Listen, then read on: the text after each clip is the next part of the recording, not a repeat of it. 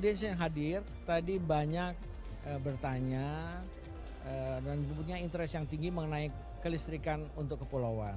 Dan memang mereka pengen tahu sebenarnya di mana batu sandungnya mengapa listrik kepulauan belum bisa berkembang secara sempurna di Indonesia.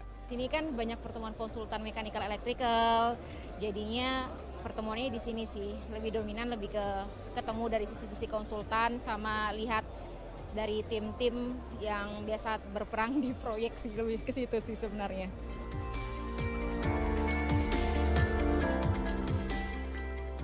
Usually we get to meet about 80% of local visitors and about 20% of international visitors. Tempat meeting point yang sangat bagus karena customer kami yang lama akan muncul yang kita nggak tahu dan sangat efisien daripada keliling Jakarta temu customer satu persatu. It's also the opportunity to discover new leads, to talk to people that we usually don't talk, and to showcase our solution.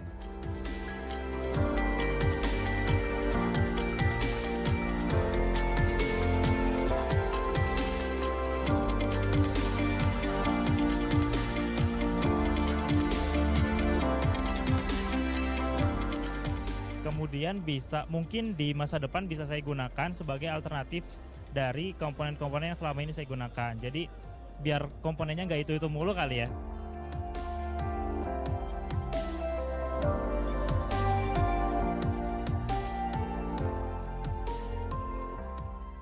Kita ikut di event elektrik Indonesia, terutama yang diselenggarakan oleh Pamerindo, kurang lebih hampir 7 kali sejak berdirinya Chen di Indonesia tahun 2005.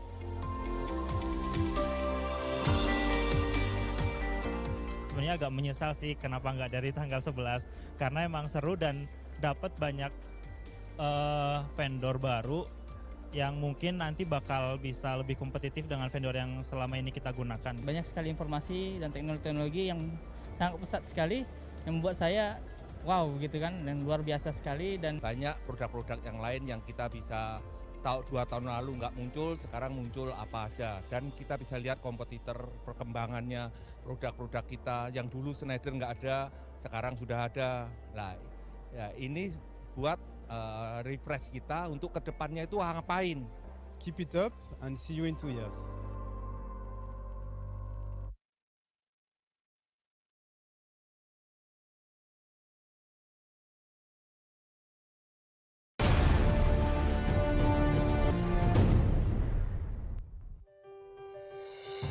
As China's most time-honored engine manufacturer, our perseverance to keep pace with the world's cutting-edge technologies and our unremitting pursuit of green, efficient, and intelligent make us the engine power expert from China.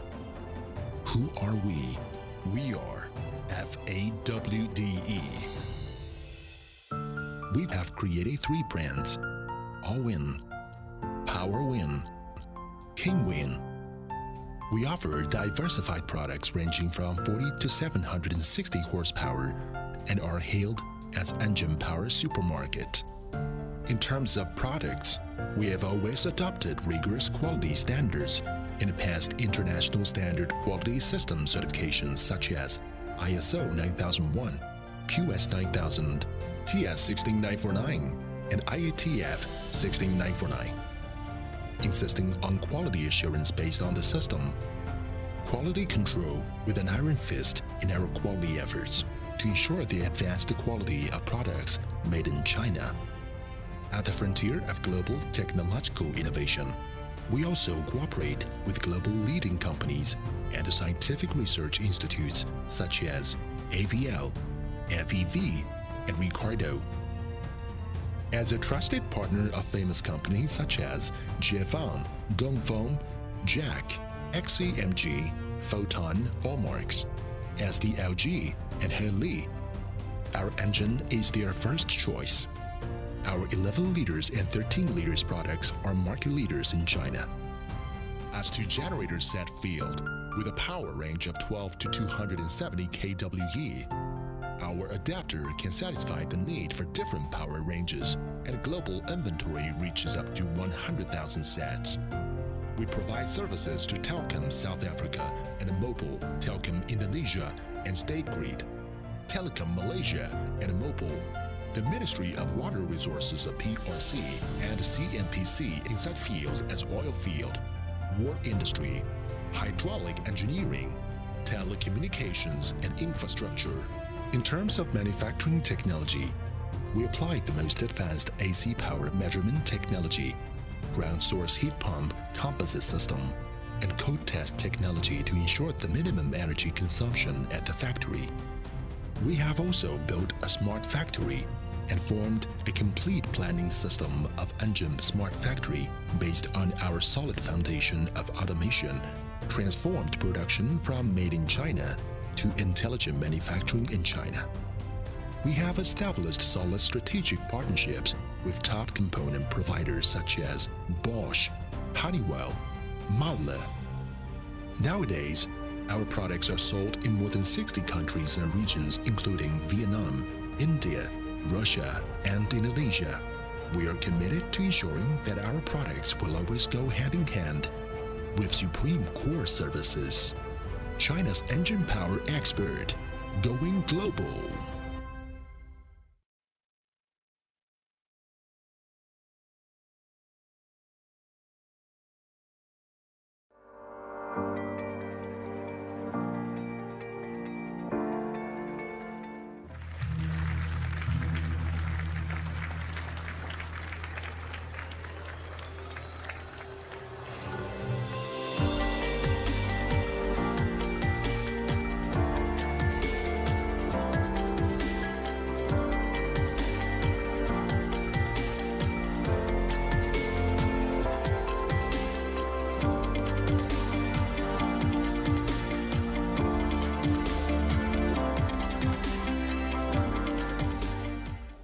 Audiens yang hadir tadi banyak bertanya dan punya interest yang tinggi mengenai kelistrikan untuk kepulauan.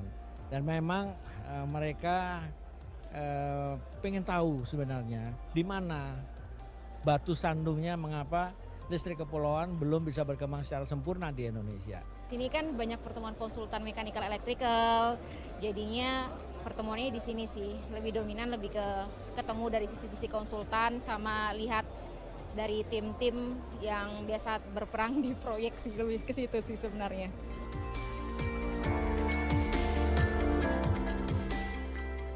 Usually we get to meet about 80% of local visitors and about 20% of international visitors. Tempat meeting point yang sangat bagus karena customer-customer kami yang lama akan muncul yang kita nggak tahu dan sangat efisien daripada keliling Jakarta temu customer satu persatu. It's also the opportunity to discover new leads, to talk to people that we usually don't talk, and to showcase our solution.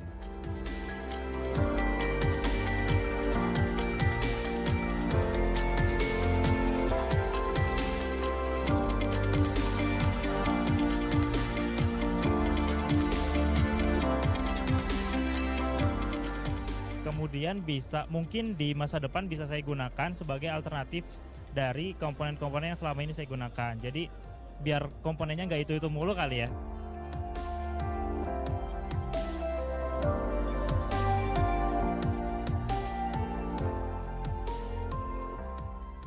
Kita ikut di event elektrik Indonesia, terutama yang diselenggarakan oleh Pamerindo, kurang lebih hampir 7 kali sejak berdirinya Chen di Indonesia tahun 2005.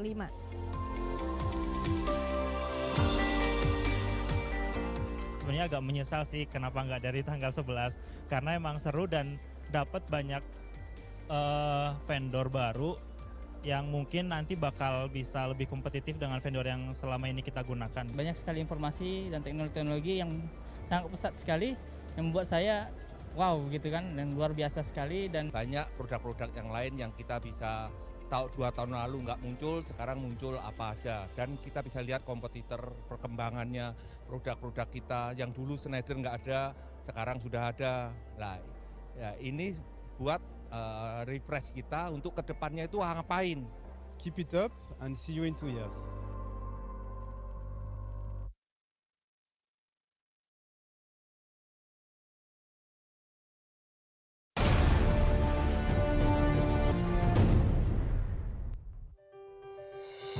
As China's most time-honored engine manufacturer, our perseverance to keep pace with the world's cutting-edge technologies and our unremitting pursuit of green, efficient, and intelligent make us the engine power expert from China. Who are we? We are FAWDE. We have created 3 brands: All-Win, Power-Win, King-Win. We offer diversified products ranging from 40 to 760 horsepower and are hailed as Engine Power Supermarket. In terms of products, we have always adopted rigorous quality standards and passed international standard quality system certifications such as ISO 9001, QS 9000, TS 16949, and IATF 16949. Insisting on quality assurance based on the system, quality control with an iron fist in our quality efforts to ensure the advanced quality of products made in China. At the frontier of global technological innovation, we also cooperate with global leading companies and scientific research institutes such as AVL, FEV, and Ricardo. As a trusted partner of famous companies such as Jiefang, Dongfeng, Jack, XCMG, Photon, Hallmarks, SDLG, and Heli, our engine is their first choice. Our 11 liters and 13 liters products are market leaders in China. As to generator set field, with a power range of 12 to 270 kWe, our adapter can satisfy the need for different power ranges, and global inventory reaches up to 100,000 sets. We provide services to Telkom South Africa and Mobile, Telkom Indonesia, and State Grid, Telekom Malaysia and Mobile, the Ministry of Water Resources of PRC, and CNPC in such fields as oil field, war industry, hydraulic engineering, telecommunications, and infrastructure. In terms of manufacturing technology, we apply the most advanced AC power measurement technology, ground source heat pump composite system, and code test technology to ensure the minimum energy consumption at the factory. We have also built a smart factory and formed a complete planning system of engine smart factory based on our solid foundation of automation, transformed production from made in China to intelligent manufacturing in China. We have established solid strategic partnerships with top component providers such as Bosch, Honeywell, Mahler. Nowadays, our products are sold in more than 60 countries and regions including Vietnam, India, Russia, and Indonesia. We are committed to ensuring that our products will always go hand in hand with supreme core services. China's engine power expert, going global.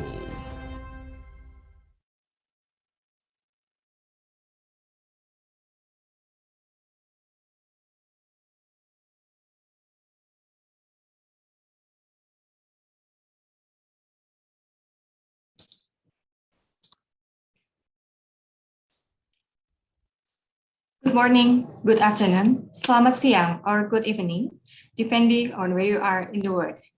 And welcome to today's webinar EnergyTalk 10 series. This webinar is part of Electric and Power Indonesia and powered by FAWDE Shifang Engine Business Division or FAWDE. Assalamualaikum warahmatullahi wabarakatuh. May peace be upon you. Welcome to Mr. Widiono. He is founder and chairman of Supervisory Board, Indonesia Smart Grid Initiative or PJCI, and keynote speaker for today, Mr. Hammam Riza, as a president chairman of Badan Pengkajian dan Penerapan Teknologi (BPPT), the agency for the assessment and application of technology. Our special topic for today's webinar is smart grid and energy efficiency. This webinar fully organized by Indonesia Smart Grid Initiative or PJCI, along with Pemerindo Indonesia and broadcast via Zoom webinar. We have just a few announcements before we begin for general housekeeping. Host will mute your audio and camera. Today's session will be recorded and we will share the recorded session 2 days after the webinar. Q&A session, use Q&A button to type your question. mention to a speaker your question is for, what you can access, recorded session, presentation slide, e-certificate 5 to 7 days after the webinar, and submit your inquiries to ijang@pamerindo.com. Ladies and gentlemen, we are now going to listen to the opening speech delivered by Founder and Chairman of Supervisory Board, Indonesia Smart Grid Initiative, or PJCI. Ladies and gentlemen, please welcome Mr. Edi Widiono.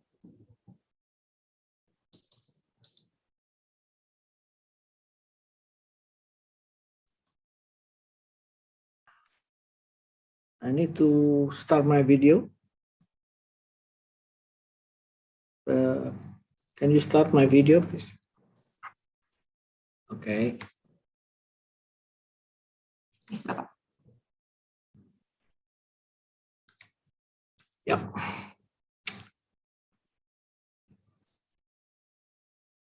Can you hear me?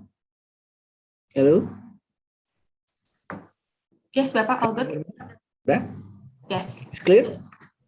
Yes, good, Pak Edi. Yeah. Good, Pak Edi. All right. Assalamualaikum warahmatullahi wabarakatuh. Salam sejahtera bagi kita semua. Shalom, Om Swastiastu, Namo Buddhaya, Salam Kebajikan. Good afternoon, ladies and gentlemen, and our respected colleagues of the Energy Talk Series 10, Smart Energy and Energy Efficiency, initiated by PJCI, together with Electric Power Indonesia, or Pamerindo. I would like to profusely thanks to the speaker, moderator, and sponsor for your presence and willingness to have an open discussion in this webinar. Keynote speaker will be Mr. Hammam Riza, Chairman at the Agency for the Assessment and Application of Technology, or BPPT Indonesia. And honorable speakers will be Mr. Sena Hurmuzan, the Deputy Director for Director of Electricity Corporation, Ministry of Energy and Mineral Resources, Indonesia. Madam Farida Z, member of the Board of Supervisors of Masyarakat, Konservasi, dan Efisiensi Energi Indonesia, or Indonesian Conservation and Energy Efficiency Association. The speaker sponsor will be Mr. Chen, the Director of Overseas Marketing Department of FAWDE, Mr. Zhao Liangjun, the Sales Executive of FAWDE, and moderator is Honorable Mr. Andhika Prastawa, the Chairman of Supervisory Board of Indonesian Solar Energy Association. And our sponsor today, FAWDE Jiefang Automotive Co. Limited, Wuxi Diesel Engine Work, a company who is well known as an automotive producers, especially on trucks, but now known to transform into smart factory provider. Ladies and gentlemen, with the increasingly serious concern on global warming and its impact to the livelihood of mankind, sustainable development has become an urgent requirement all over the world. Indonesia, being a signatory of Paris Agreement 2015, has pledged a national determined contributions, which include a target of 23% of renewable energy in electricity energy mix by the year 2035, which is currently seems to be a little bit hard to be achieved unless a huge development of intermittent renewable generators can be deployed. In addition to that, we need to plan a coordinated technology transformation to be able to absorb the intermittency nature without sacrificing quality of services to the customer. For example, by implementing so-called smart grid technology.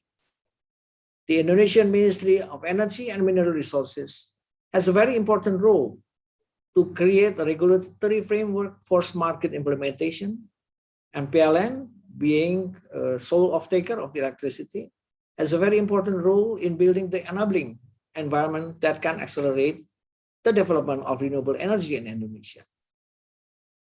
At this time, PLN still needs to add 13 gigawatt of renewable energy generators to reach the National Energy Planning Target, or RUAN.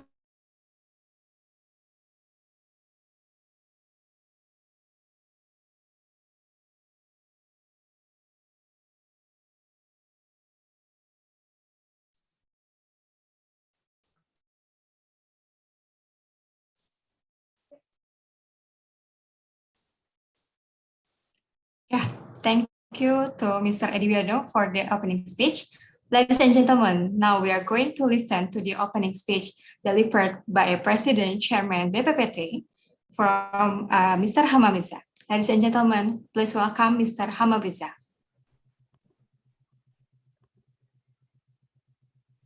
Thank you, host. I guess Pak Edi was cut off for the signal, but let me go ahead and start the talk here. Bismillahirrahmanirrahim. Rabbi Sari Sadri, wa Yasirli Amri, Walul Datam Mirsani Yafkau Kauli, La Haula Wala Quwata Illa Billahi Lazim. Honorable Mr.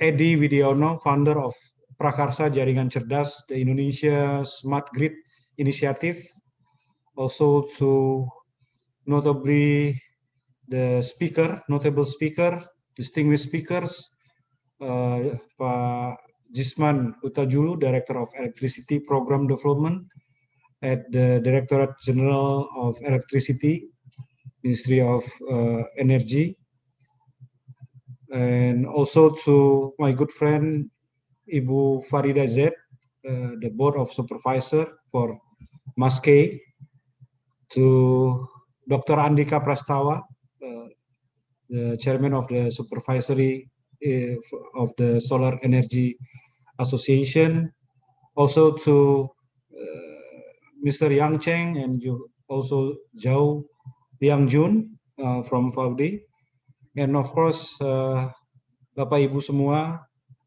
distinguished ladies and gentlemen,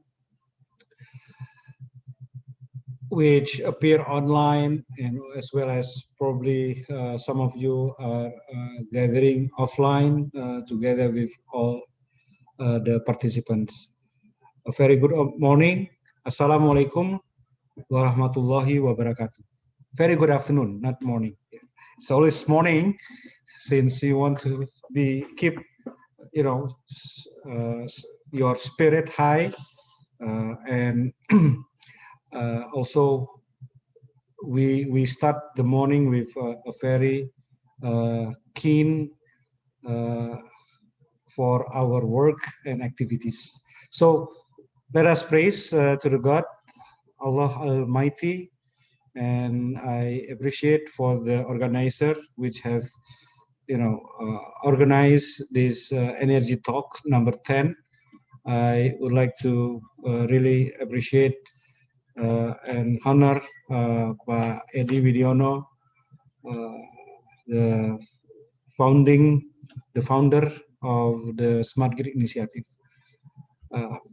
Let me share with you some of the talking points on the smart grids and energy efficiency. I would like to take the specific title on this smart grids and the challenges for the future of sustainable power system, since this mostly a problem that all of us are facing today as a basic infrastructure.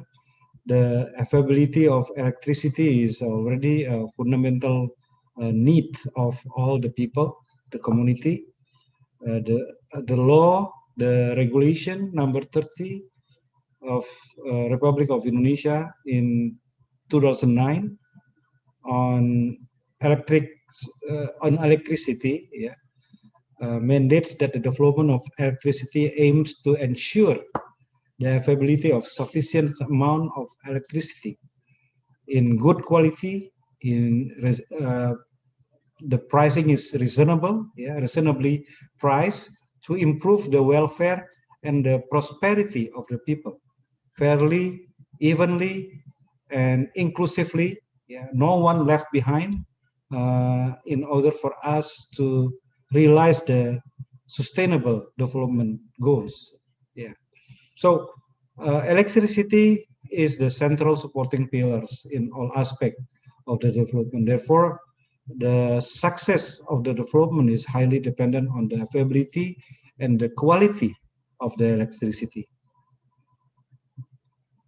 The condition of our national electrical system is still a major concern, yeah, judging by its reliability, judging by its quality. Yeah.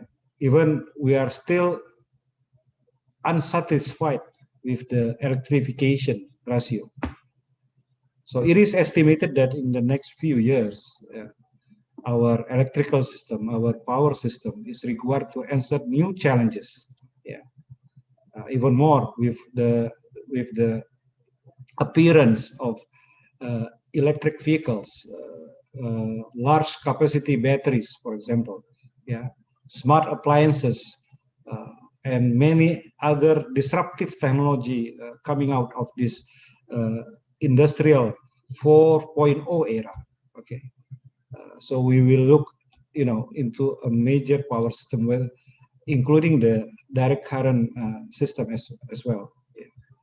So, in order for this, in order to supply the reliability, quality, and economical energy to consumer continuously, there are a few things that we should be putting our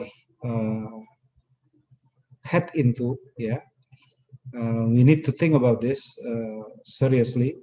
The uncertainties that always occur in the system, the change in load and the generation at all times.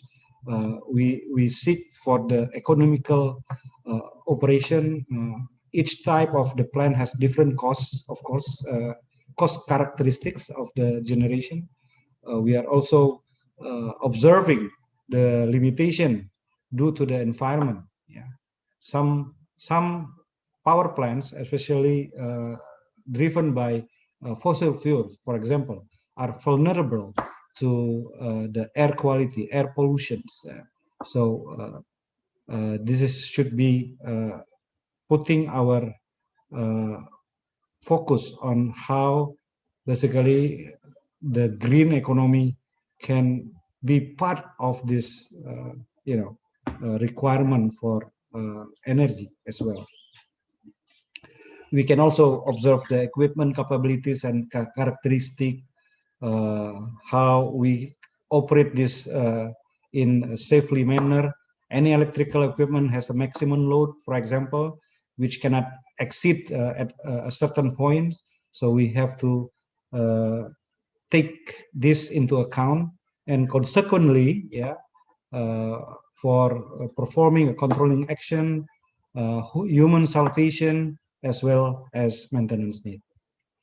So if we look at most of these challenges, yeah, so we arrive at a question, really. It might be the research questions, yeah. How the future of the electric power system can be achievable in most effective and efficient manner. Yeah. We can see that the electricity system and operation described, which I has just pinpoint some of the criteria, are not designed to actually to integrate with renewable energy sources, for example. Yeah. We can also see that the power system is not economy and have not paid attention to the effects of carbon emission, and do not pay attention to the conservation and energy efficiency. So the control and operation of future electric power should bring in the key points, our key attention to the insistence of, for example, increased penetration of renewable energy, and distributed energy containers in the system, increasing the role of digital infrastructures and cyber technologies. Yeah. I would like to say this as a cyber interdependencies, yeah, for all the utilities and energy, whether it is from one sector to the other sectors, yeah. But it might be that we have to think to have a holistic view on this role of digital infrastructures and the cyber interdependencies. We are also should really pay our attention to the high reliability and quality of supply to consumers and the requirement of the era of competition in increasingly competitive business. Next, I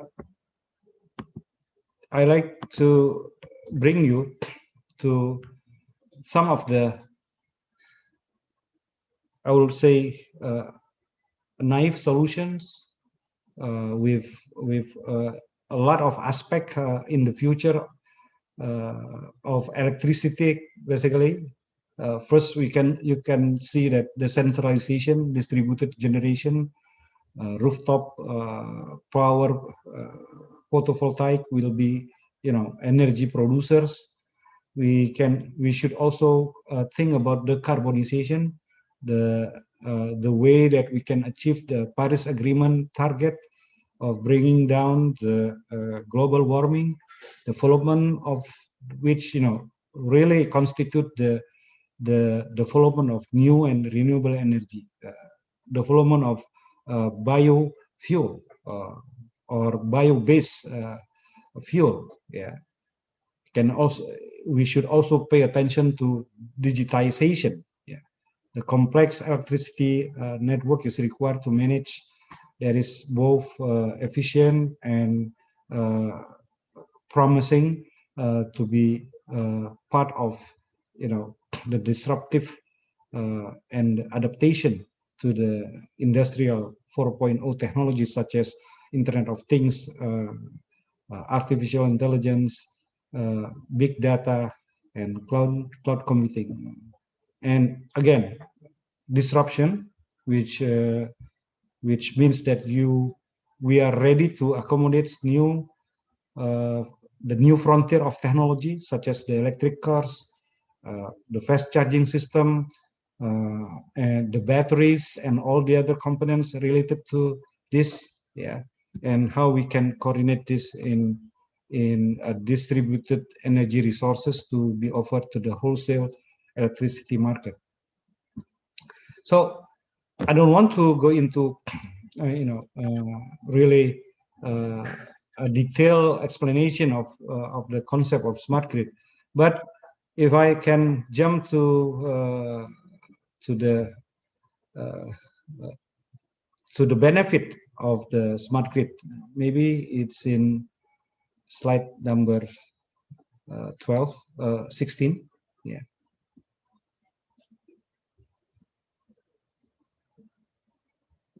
Okay. So I want to take you to some discussion about the opportunities for smart grid implementation in Indonesia, especially. Yeah.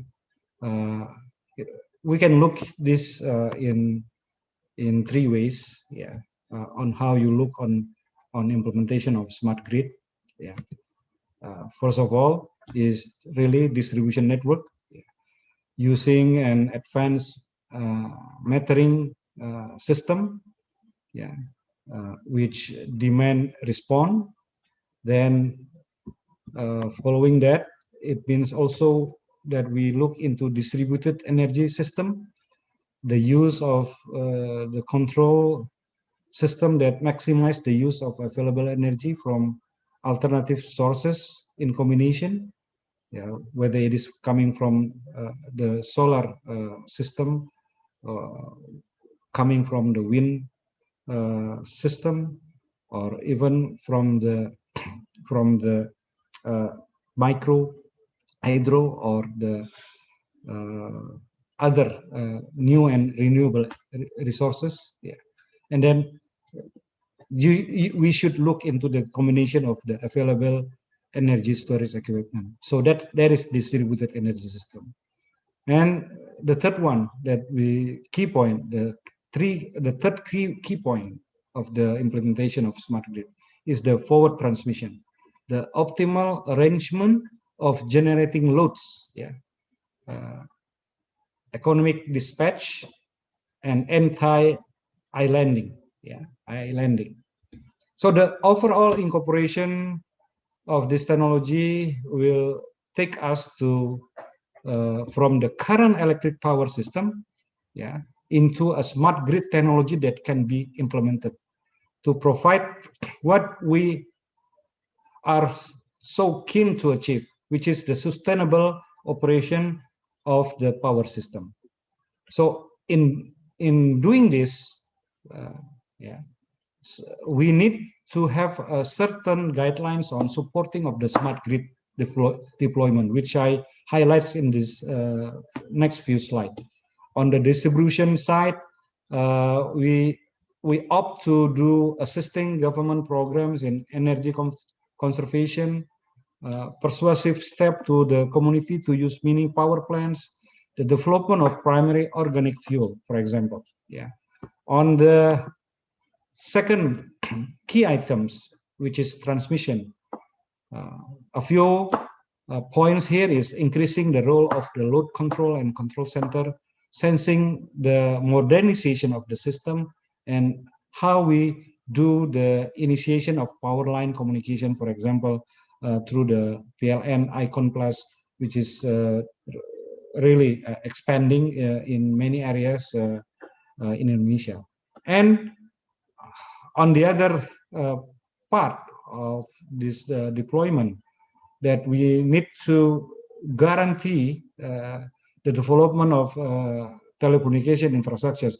I'm not too worried about this Palapa Ring project broadband, but the issue here is more into the last mile of telecommunication, which needs to bring the whole broadband system, whether it is wireline or wireless, yeah, whether it is through fiber optics and many other network resources, that should be part of how we deploy the smart grid technology throughout Indonesia. And a few things that probably will take the greatest benefit, yeah, for this national electricity development with intelligent network vision is certainly the roadmap of our national electricity system. And here we show you some of the milestones that probably all of us should be focusing on if we are trying to achieve a smart city, smart new capital probably in Kalimantan soon, very soon, yeah. Projecting to 2045, the Golden Indonesia anniversary, where basically Indonesia is at the top 3 of the highest income country in the world, yeah, with a GDP of more than 20,000 GNI. The gross national income is more than 20,000, whereas at this time, you know, we cannot say that we are doing very well, as we are already in our middle income trap. You know, just only recently in 2019, we were able to move from the lower middle income country to upper middle income country, but still we are still in the middle income countries category. Yeah. So the challenge and the future of the electricity system, if we can take this into the implementation side, we are going to see smart electric services, smart renewable energy, smart transportation, smart place, smart cities, and smart power network. I think Pak Edi with the smart grid initiative here are really collecting all this aspect, yeah, developing various points of development, I will say. If we take this into, you know, a small incremental development stage, but certainly we are in a track where we want to implement all the smart X capability in Indonesia for not only smart electric services, but we are talking about smart cities, smart transportation, smart industry, and many other sectors, especially the 5 sectors in the Making Indonesia 4.0, which include textile, automotive, electronics, also on industrial chemical process, petrokimia, and food and beverages. All this will be part of the scope of implementation for the smart grid in Indonesia. I believe so. So we take this challenge as a challenge to define our future of smart facilities, for example, building a foundation for smart networking, fixed infrastructures and network automation capabilities, and as well as optimize the energy value chain and technology development, which include, you know, which is really something that are very important as well in smart grid, which is the interoperability, the prevention, and the flexibility of our power system. Lastly, but not least, yeah, okay, I would like to say a few things that we have been doing in the Agency for the Assessment and Application of Technology, BPPT. We have implemented the smart microgrid in our National Science Technology Park in Serpong. The microgrid with a battery power source of 10 kilowatt-hours supplies power to the critical loads, and if the power remains, then microgrid supplies the remaining power to the energy building network in the Science Technology Park. We are also very happy to be part of our development of the smart microgrid rooftop system, solar system, which also being a showcase for us as part of our research development, assessment and application of this technology, the IoT implementation to monitor and control smart microgrids, power grid distribution automation, demand response, which require, of course, automation and monitoring and control of the GIS-based transformer, for example, or substation, linked to the database system for asset management, and peak shaping. I think later on, Pak Andhika will also share with you some of the few things that we have done in our laboratories and our part of how we can leverage our knowledge to become, to master, to become to increase or to build the capacity of Indonesia's smart grid system. And certainly the long experience at our laboratory, which is one of the national laboratory for energy conservation, conversions, energy conversion, is will be part of the whole ecosystem, the whole innovation ecosystem that we are targeting to bring the smart grid to the whole of Indonesia. I think that is particularly what I can share with all of you, Bapak Ibu, ladies and gentlemen. In conclusion, Indonesia electricity sector has not escaped the 5D, the carbonization trend, including digitization, demand response, decentralization, and disruption. At least decarbonization and digitization have been a concern of the government. So that's why a few regulations are in place now, but we are still targeting to be better in the whole ecosystem of delivering a modern electrical system. Yeah. So development is a must. Automation driven by technological advances will bring change, job loss to the new skill, of course. But even this doesn't mean that you taken off most of the job. We are basically seeing a shift in the expertise, in the competency, in the job description.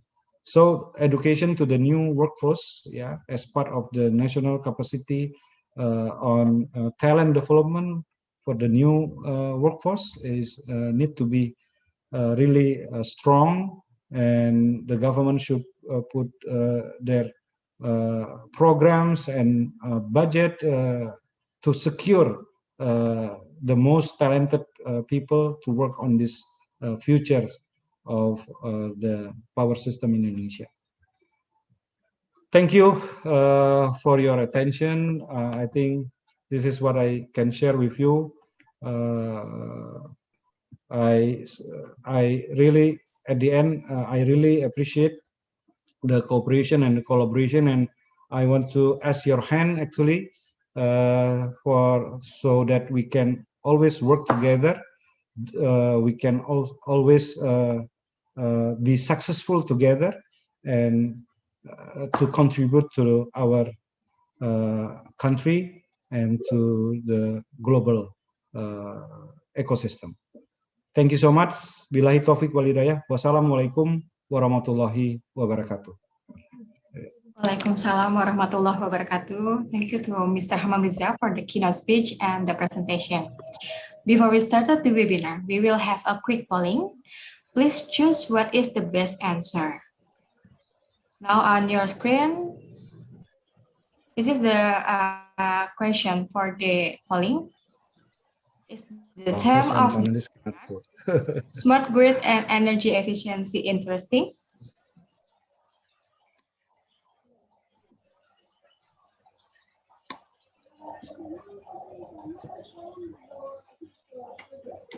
We're still waiting for your answer.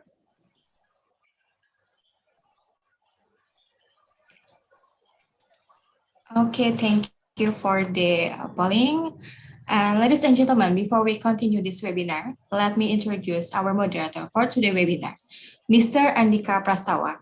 He is Chairman of Supervisory Board of AESI. And for the next, I will hand over this webinar to Mr. Andhika Prastawa. Mr. Andhika, the time is yours. Thank you very much. Can I have my video start? Yes. Okay.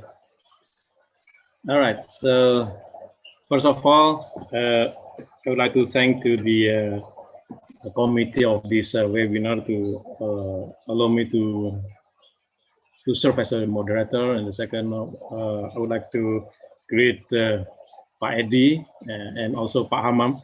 Thank you very much for your very inspirative speaks this afternoon. All right, so let me start with this session, the topic of smart grid and energy efficiency. I think there are several notes that I took during Pak Hammam's speech, that is smart grid and the future of the power system sustainability is the most important that Pak Hammam bring up this afternoon, and electricity quality is a mandate, while the power system face new challenges of disruptive technology like electric vehicle, industry 4.0, and which is need high reliability, availability, and quality of electricity, and yet need environmentally friendly as well.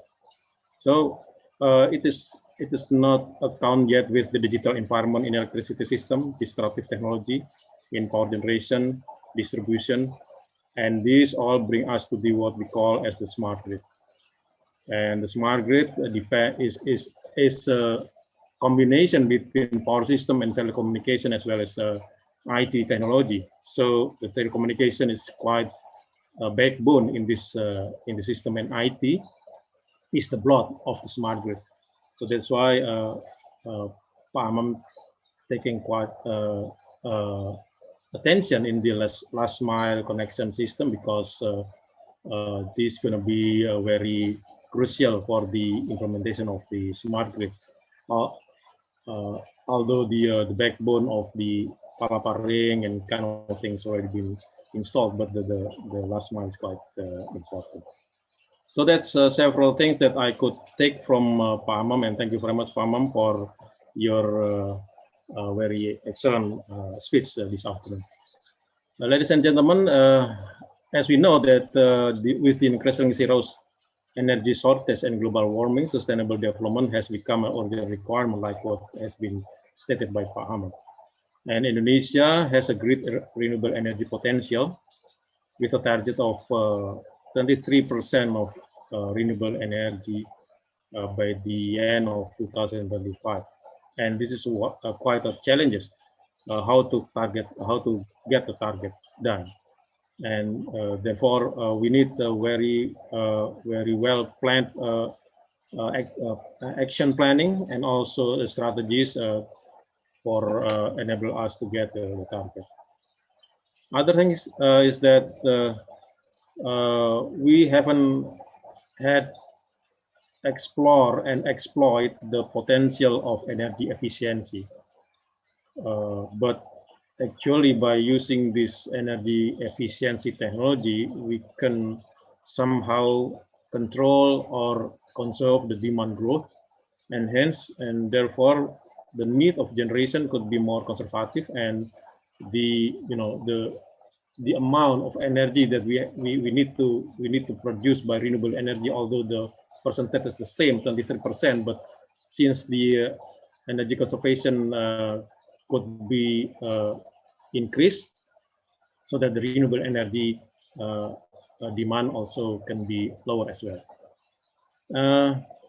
As the energy authority in Indonesia, this is the duty of the Minister of Energy and Mineral Resources to produce best regulation for any technology, including the smart grid, that can incorporate the renewable energy, energy efficiency, new technology of energy, new way of how we distribute the energy and so on, and get the technology done in the implementation, and can be carried out by PLN in a manageable way. And we believe that this would accelerate the development of renewable energy efficiency and renewable energy development and utilization in Indonesia.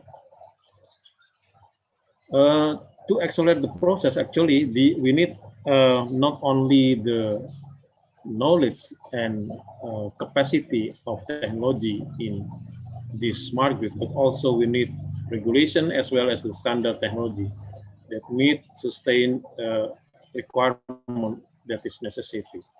And this also another topic that would be addressed in this afternoon discussion. Ladies and gentlemen, sponsored by FAWDE Jifang Wuxi Diesel Engine Works, who have leading domestic capacity and development and the advantage of the FAWDE Technology Center. This webinar will discuss the role of the private sector of renewable energy project on a scale so we can achieve the target by 2025. Discussing the topic today, we will have Mr. Senda from the Directorate General of Electricity of the Ministry of Energy and Mineral Resources, represent Mr. Jisman Hutajulu, Ibu Farida Z from the MASKE, the Society of Energy Conservation and Energy Efficiency of Indonesia, and our sponsor, Mr. Yang Chen and Mr. Zhao Liangjun. Ladies and gentlemen, without any further, I would like to introduce Mr. Senda. He is the Deputy Director of Electric Program Development, the Director General of Electricity, and I would ask Mr. Senda to deliver the presentation. Time is yours. 15 minutes, Pak Senda.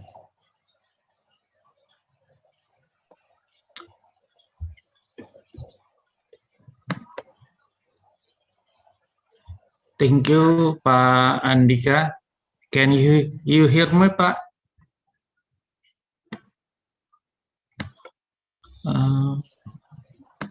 Let me try to share my screen.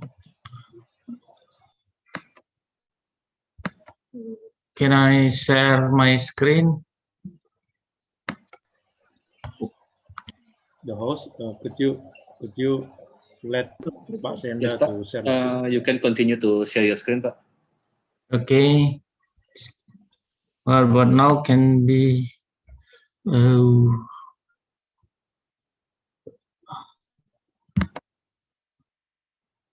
me try to full screen. Comment. Bisa dilihat ya, Pak ya?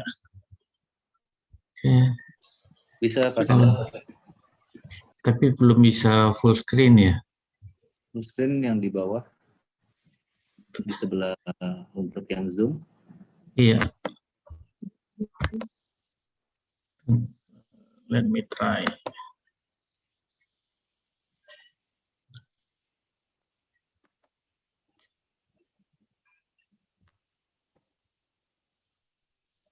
Boleh gua anotis nggak ya? Oh.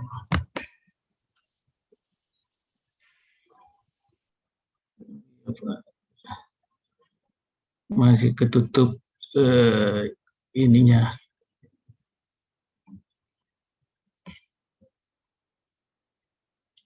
Let me try.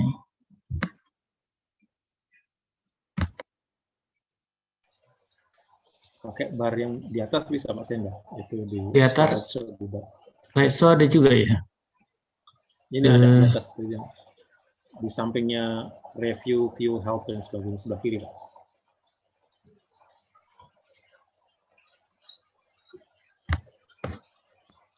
Ya, iya Pak, udah dapat.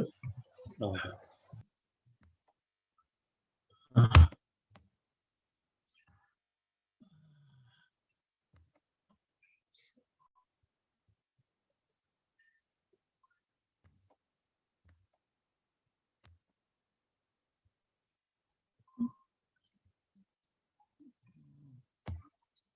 Sorry. Diklik kiri saja, Pak. Klik kiri. Di tombol yang tadi diklik kiri. Yang sini. Ya, sudah bisa ya Pak. Thank you. Sudah. Terima kasih. Thank you for Pak Andhika, for the moderator. On behalf of Pak Jisman, our director, greeting from him because he cannot make it today because he should accompany the Parliament for the site visit. Please allow me to present on behalf of our director this afternoon, distinguished Bapak Widiono from PJCI, distinguished Bapak Hammam Riza from BPPT, and distinguished Ibu Farida Z from Maske. Good afternoon. Please, I'm Senda from Directorate General Electricity. Would like to present our program in Directorate General Electricity concerning the smart grid and energy efficiency as our theme for today. As it is opening by Pak Hammam, is very comprehensive, and also from Bapak Andhika introduction already completed. So I just try to make short what we have today, then we'll can continue into discussion later on. Our main objective for as a regulator for electricity is to make sure that we have a sufficient supply of electricity for our customer with a good quality and affordable price is the most important for our people, that they will get affordable price of electricity. And in terms of power plant, our target is renewable energy in 2025 for about 23%, and also for the electric transmission, and we should business should submit the electricity to our industrial center. The policy for the substation, we have target for minimum 1 substation for each regency, and our main program for rural electrification and smart grid is the expansion of electricity access on remote and scattered area, and we also start smart grid implementation in 2020. So the main program from government is to make sure that all our brother and sister in East Indonesia will receive the electricity same with other location in Indonesia, and we already have reached almost 99.28 ratio of electricity for people on March 2021. We still need to work hard in for area in East Indonesia, Papua Barat, and Papua, also Maluku and Nusa Tenggara, because the electricity ratio is still low, is below 99%. And the next, our profile of electricity in Indonesia, we have installed capacity around 72 megawatt, and most of our source is from coal. The renewable energy is still below around 10%, so we still have to work to develop more electricity from renewable in the near future. But the problem is, since pandemic, we have low demand and we have excess power. So we need to find out how to make sure that renewable energy still can be developed in the future.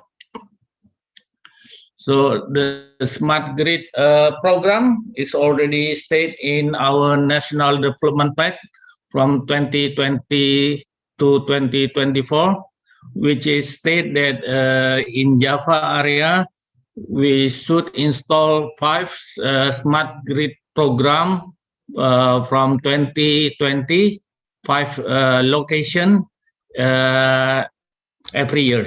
So in total, we will have new 25 smart grid system until 2024.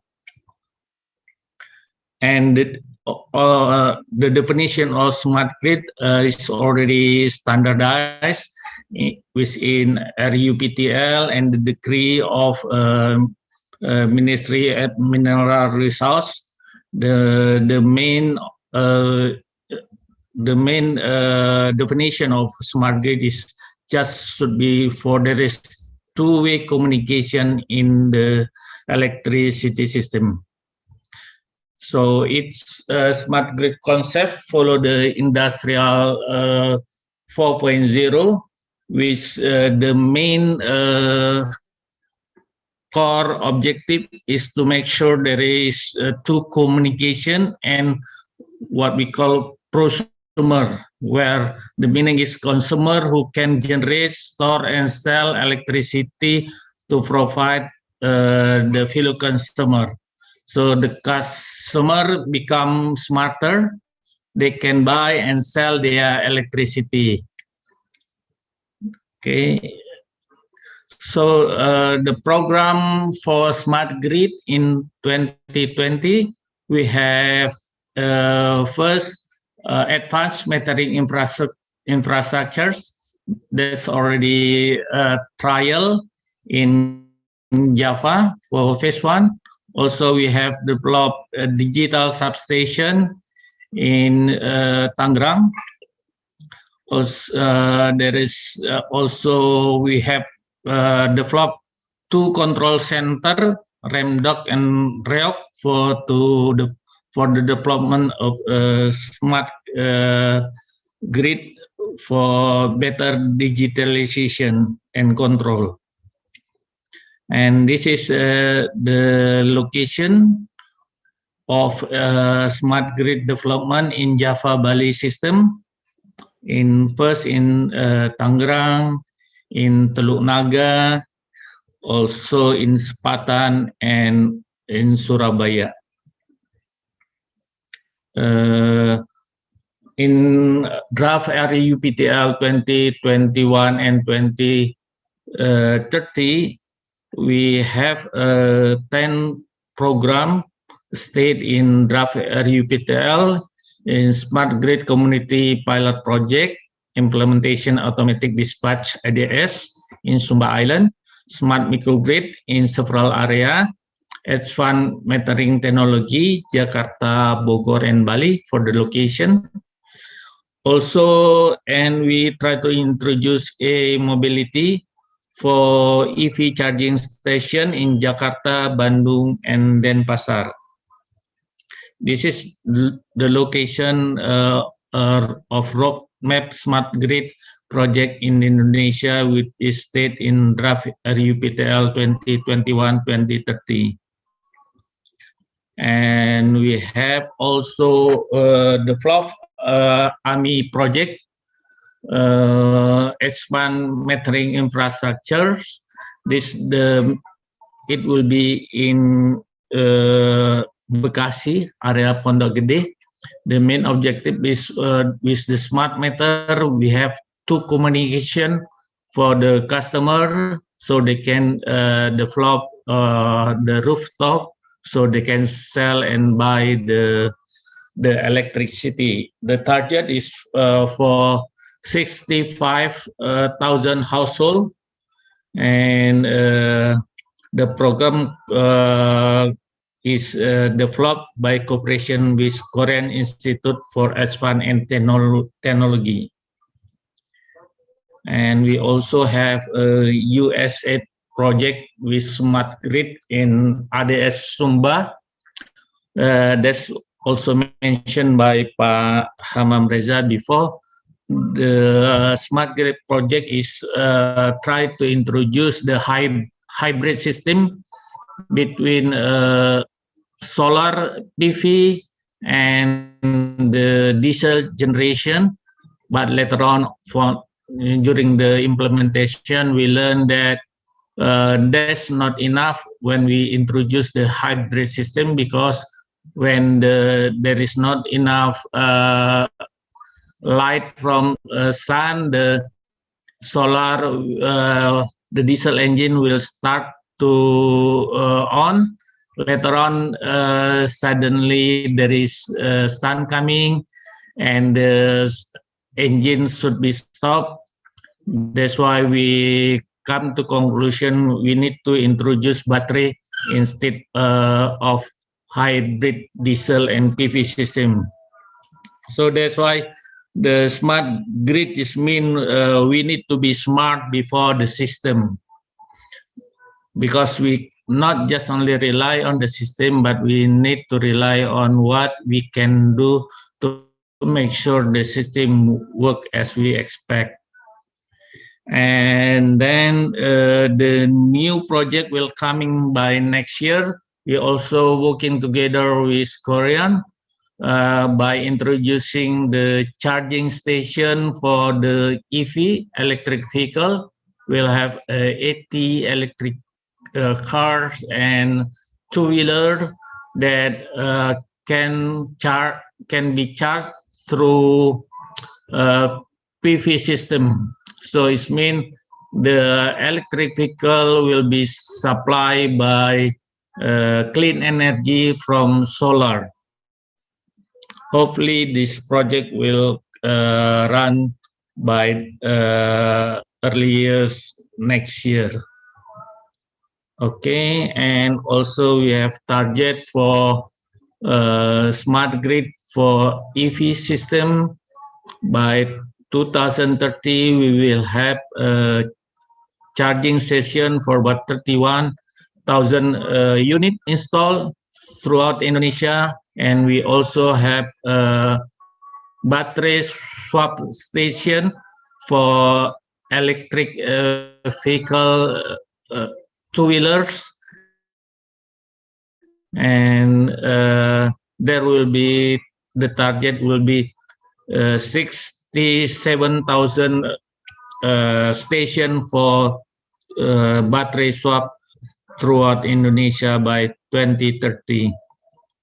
And we also develop a smart green city in new capital in Kalimantan. We still develop the modeling to supply electricity in the new capital by year to 2024. I think that's what we have today. Maybe we can continue for the discussion later on. Back to you, Andhika. Thank you very much. Well, thank you very much, Pak Senda. It's very interesting and new information and knowledge from your presentations. Very excellent presentation. Let me have some notes of what Pak Senda has explained just now. That as a regulatory agency, so the ESDM or DJK has a duty to ensure electricity supply to the people sufficiently with affordable price and also the quality. And it is also the duty to think how and to plan how to extend the electricity services up to the rural area as well as the states or lower states under the region or villages. And how to increase the electricity ratio is also another challenges here, because our our brother and sister in eastern part of Indonesia still lack of electricity, and we need to introduce more affordable and in a quality manner of electricity about that. In the same times, we have a challenges in renewable energy expansion to achieve the renewable energy target in 2025. And regarding the smart grid, it's already been in the trial stages in Java, and going to be 5 locations each year for the next 5 years. And the definition of smart grids has been already defined in the RUPTL and also the Permen ASDM. That is, smart grid is an electricity system with the capability of two-way communication. And this to accommodate the prosumers in the electricity 4.0. Some devices, some technology has also been introduced, the advanced metering infrastructure. Actually, this is about the can be a component of Internet of Things. So it's not, it can be just not only for rooftop, but it can also taking the data and going to be a big data, and you can use as analysis for anything. You can predict the load. you can see the behavior of consumers and so on and so forth, not only for the transaction of solar rooftop. Digital substation, control center, and kind of things. And also the upcoming or the incoming technology of e-mobility charging station. This is also new challenges in the new electric system. So I think not of the points, but those are the points that I can take from what Pak Senda has been mentioned just now. Let us now move to the next speakers. Ibu Farida Z. Ibu Farida, she is the board of supervisor of Masyarakat, Konservasi dan Efisiensi Energi Indonesia, the Indonesian Energy Conservation and Efficiency Society, and also I think, I believe she was a former director in the Directorate General of New and Renewable Energy, and I believe she has a lot of experience and information and also thought about this smart grid and also the energy conservation. Bu Farida, 15-minute time of yours, please.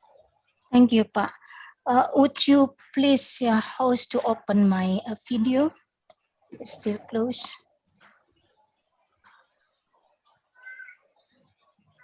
Host. Yes, okay, thank you. Thank you. And maybe start with the presentation. And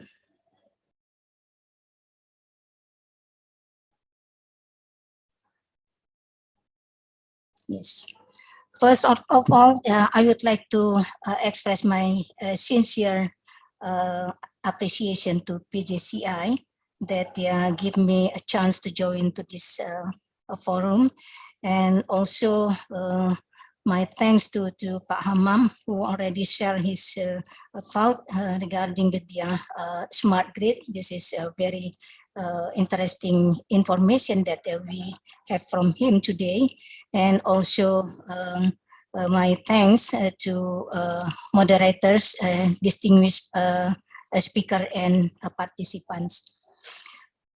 My presentation, the topic of my presentation is why should we go to energy efficiency, which is now we are still in the continuation of the IEEC, the third IEEC forum conference.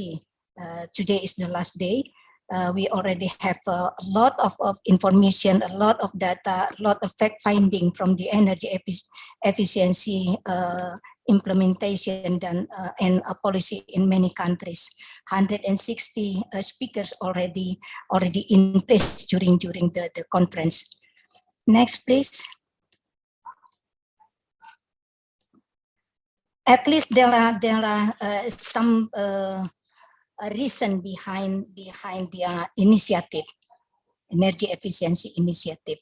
The first reason is the response of the global community to the positive impact of energy efficiency implementation in the economics aspect of that beneficial for the world. And the energy efficiency is this is initiated by IEA, initiated by International Energy Agency. The community, the world community already agrees that to put EES is the first fuel, which is we have to use, we have to do the energy efficiency first before we touch anything of fuel. And the second is EE is a real solution to combat climate change, make a significant contribution to the reduce the greenhouse gas emission. And the third is this is very easy to adapt the technology. And the fourth, creating economic growth and jobs. And others reason is more comfortable lives and lower energy bills that we can get from the implementation of energy efficiency. The global community initiated by IEA already mentioned that it was a major impact to the economic started by the member of energy International Energy Agency countries. They already have the benefit from the implementation of energy efficiency. Since that, they are continue to look at the possibility to increase and deploy a massive implementation of energy initiative in their country. And at the end, they come up with the agreed that EE is the most possible or the most important fuel that we have to think and we have to take a look.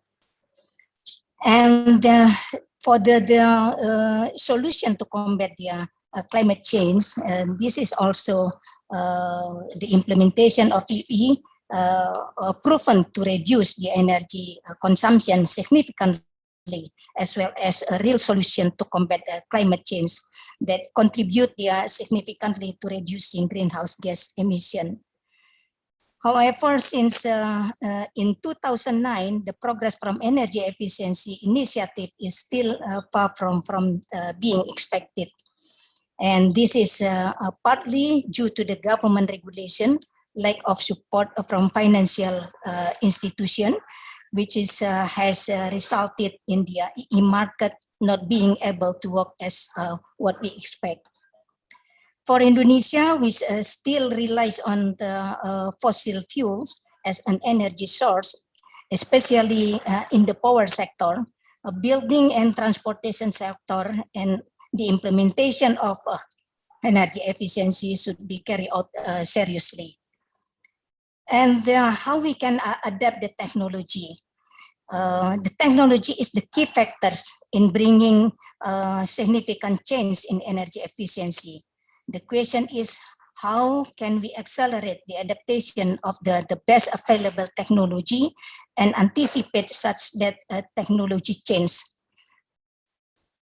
By having a good understanding and the benefit of energy efficiency, then we sure that the support from all partners will be obtained. Energy efficiency implementation can range from cost-free through the adaptation of the high technology that results large investment, but it is also will save significant energy. Energy efficiency investment returns can be made in a much faster compared to other form of investment in the world.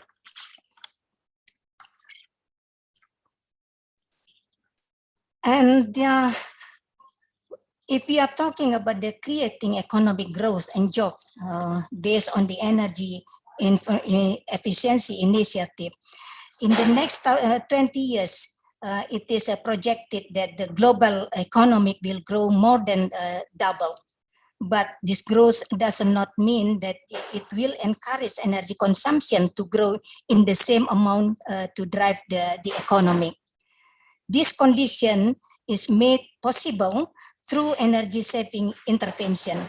With that, the amount of energy needed is the same as what we use today. This result is a scenario of a global economic growth accompanied by emission reduction, reduced energy costs, economic relaxation that encourage the growth of new economic activities and jobs, opportunities, as well as increase their energy security. The key of energy efficiency driving factors are financial support, policy incentive, knowledge sharing, education, and commitment from the government, from the government. And based on the learn from many countries who already succeed in the energy efficiency deployment. They don't need the subsidy to boost the energy efficiency program in their country. So this is one of the challenge that we have from the energy, from the NICE of energy efficiency implementation. And the last is more comfortable life and lower energy bills. This is already proved that energy efficiency also provide the benefits of lower energy demand and lower energy bill for the consumers. This has a positive impact on increasing consumer income and higher spending of peoples. This is also one of the good things to the economy. In developing countries, the increasing of energy efficiency on utilities provide an opportunity for the government to provide more access for the peoples to get electricity, which has been we heard from Pak Hammam and also from Pak Senda, how the electricity the government can provide the electricity to other people that's now who has no access to the electricity, and energy efficiency is one of the solution to come to that program. And energy efficiency is not just about technology. We see from the practical of the implementation of energy efficiency in the world, but it is about mindset, smart thinking, governance, and also cost-effective solution. So this is all of the positive impact that we can get from the implementation of energy efficiency and also energy conservation. Next slide, please. Yes, this is the projection that produced by National Energy Council related with the Grand Energy Strategy of Indonesia. That this is just issued last December 2020. That the projections is will be a cumulative energy saving from energy conservation roadmap program activity 2020 to 2013. Projections, by seeing this projection, we can see that the energy management will make a significant role and contribution to the increasing of energy efficiency and energy conservation, especially in the industrial sector, building sector, transportation, and also from the power generation sectors. The household sector also makes a big contribution through the application of standard and labelings on household appliances. EV are also projected to contribute to the achievement of energy efficiency and energy conservation, but will occur in a relative constant amount during the projection period, and the same will result from the street lighting. But from my few thoughts, the deployment of energy efficient street lighting can make a significant contribution as obtained by countries such as India, Thailand, Singapore, and other countries. The problem is that LED street lighting that has been installed in more than 90 cities and regencies in Indonesia is not yet connected to the meter, so that the benefits of the resulting saving have not been obtained. So this is one of our homework, how we can match, how we can link this initiative that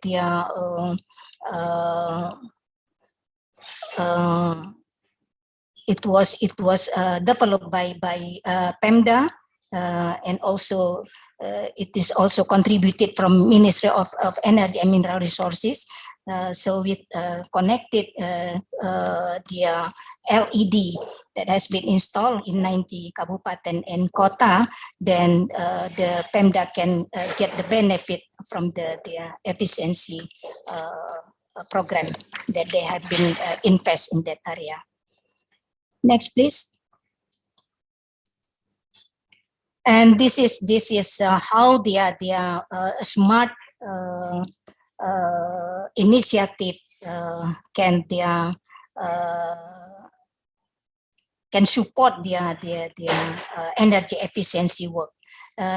This is this equipment installed in Ministry of Energy buildings, offices in Jakarta, and by having this putting this monitoring system, we can see how much the energy, electricity we use for air condition, for utility, for lamp, and also for other using in the building.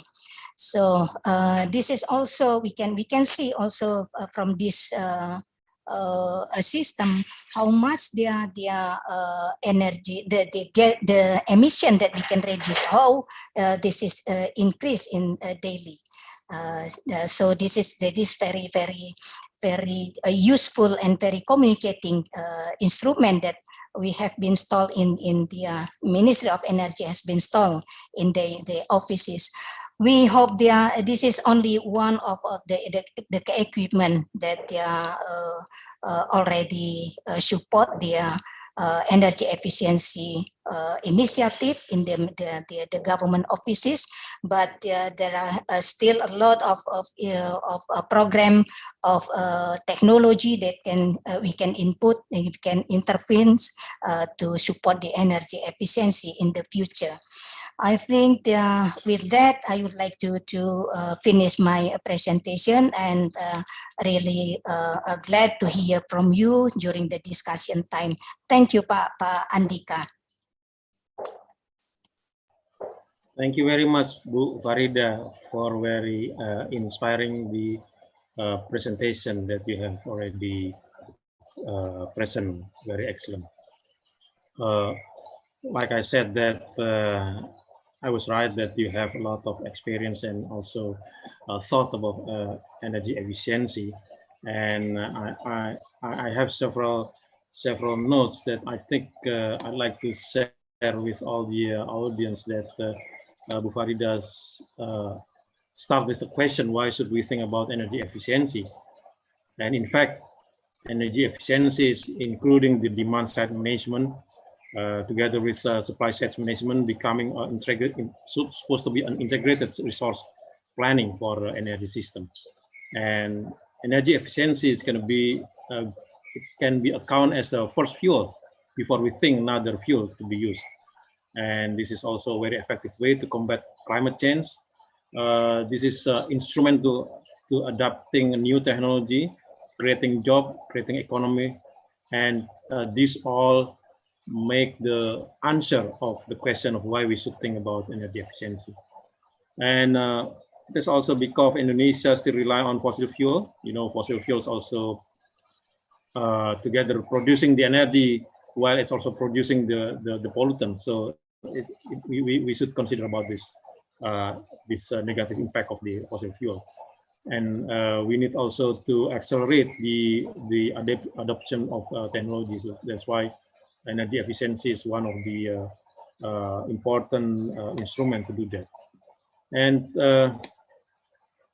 as our country is still in the developing country, like Pak Hammam has said, that we need to achieve the high income per capita, but at the same time we should think about how we could get there without, using excessive use of energy.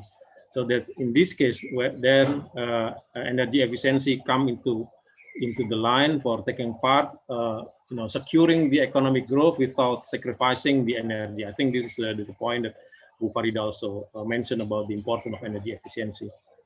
And Bu Farida also has already explained the huge potential of energy conservation that we can achieve, that we can promote to still have the energy services without using excessive use of energy. And the last, this is quite interesting. Bu Farida mentioned about the smart building. this where it's come with the interconnection with the smart technology, the smart grid, but in the smaller size, not in the system wise, but in building wise. We have smart technology with smart building. We can manage the building, use the energy efficiently, and also we can conserve the building as much as possible. And we can control, we can monitor, and you do any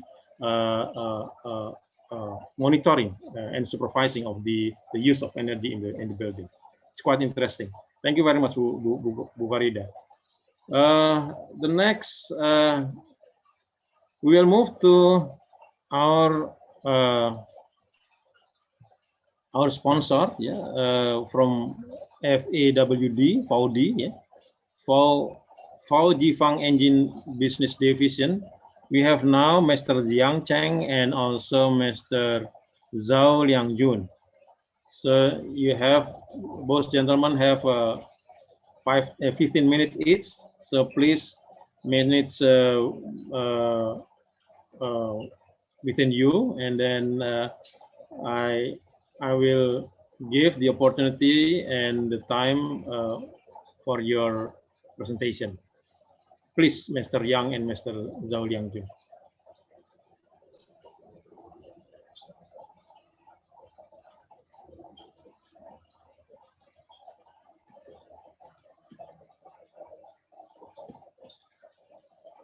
Mr. Yang Chen, are you with us?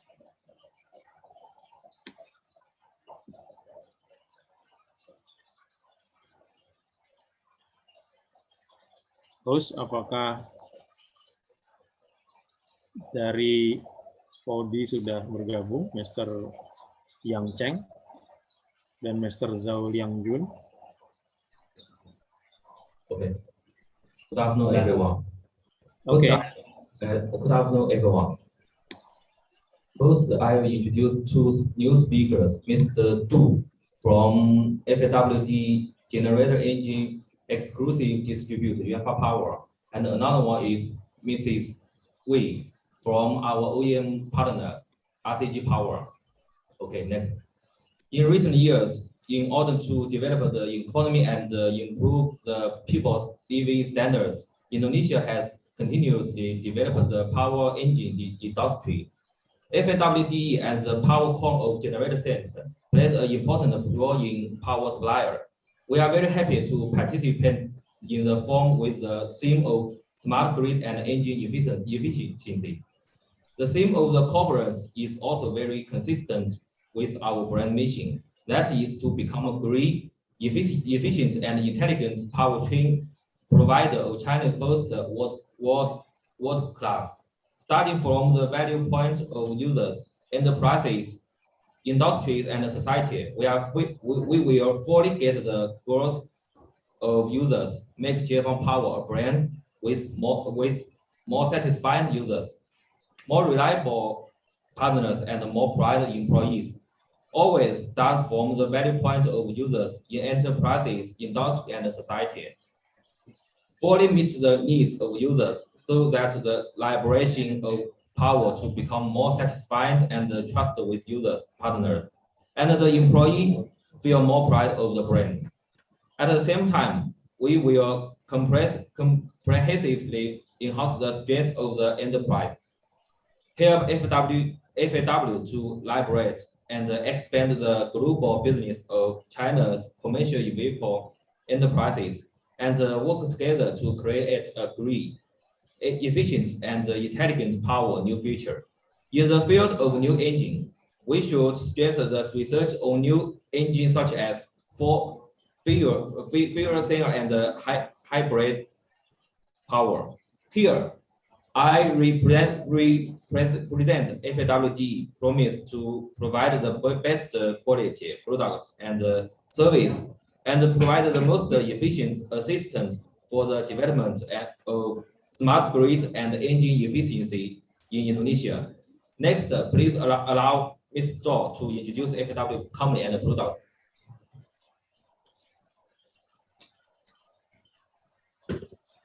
Okay, good afternoon, everyone. It's my pleasure to introduce FAWDE. My introduction have 4 parts. The first one is FAW introduction.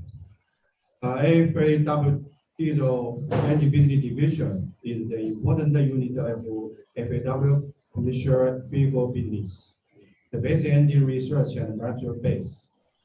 FAW is the first automobile works in China, and we belong to the FAW Jisman Auto Company. This is the first class commercial vehicle company in China. The market share is the number 1. And this is next. Next, please. Next, please. Next, please. This is our operating. And according to the Unified Development FAW, recognize all the units related to portion of commercial vehicle as FAW in 2017. Now cover 12 functional department and 3 subsidiaries.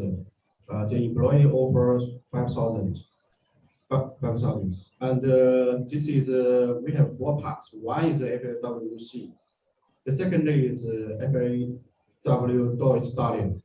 The third one is WUXI fuel pump and injector research center. The third one is FAW RDC engine department. Next, please. This is our layout. FAWD covers WUXI, Dalian, Changchun 3 cities. Heading WUXI. The first one in Changchun is our RD1 department, which is the heavy diesel engine R&D center. The second is our moving parts department, which is our crankshaft and connecting rod production base. In Dalian, we have Dalian factory. It produced our medium and light engine production. In WUXI, we have 5 bases. Firstly, our headquarters in WUXI. The second is our Huizang factory, which is the heavy engine production base. Dahao Power, this is our remanufacturing base. The third one is our Frontier Tech Institute, which is do the research for future technology. The last one is our common rail manufacturing department, which produces and research our common rail. Next, please. This is our supply system. FAWD choose supply with leading edge brand in the world as partners. We always keep same idea, same camp, same achievement as cooperation idea to realize win-win. This look at the pictures. These are our whole supplier like Bosch, Mahler, Denso, Honeywell, like this. Next, please. This is our product system. FAWD products include diesel engine, gas engine. We manufacture products, fuel pump, diesel engine displacement from 2 to 16 liters, power from 240 to 750 horsepower, torque from 280 to 3,400 amp. Next, please. This introduces our sales volume and selling cost. FAWD sells around 350,000 units per year, and the sales income is over 150 billion RMB per year. Yes, please. The second part is about our overseas business structure. Yes, please. FAWD export over 24,000 units engines in last year. It is the highest record. Also, this year our export sales volume will be higher than last year. Until now, we have exported over 200,000 units, cover more than 40 countries and areas. Yes, please. Look at this page. to show our main export cooperation company. Beginning the window for build and road effective FAWDE export China based on matching and standalone. Continue increasing in overseas market. Look at this picture. We have main cooperation company like FAW, Dongfeng, SDLG, Zhongli, Heli, JAC, like this famous bigger companies and construction companies also in the world. Yes, please. This introduces our overseas office.